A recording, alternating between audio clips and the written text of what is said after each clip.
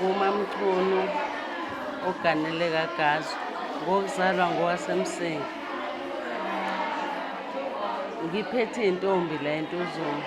Ngaba nje nothando lokuphatha intombi ngoba nasekhaya ngakhula ngaleyo ndlela ukuthanda izingane. Ngiyiphathe ngoba ngithanda izingane. Into engiyithandayo ngenhliziyo yami ukuthi ugqugquzele izingane ukuthi zazi ukuyiphatha, uziphatha kanjani. Ngifuna ukuthi zigcine zibe yizingane ezihloniphayo.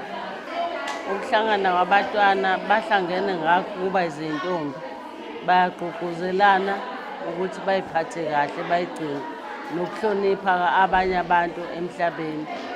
Kuthiwe kufanele ingane ihloniphe yona ukuze nomhlaba ubahloniphe.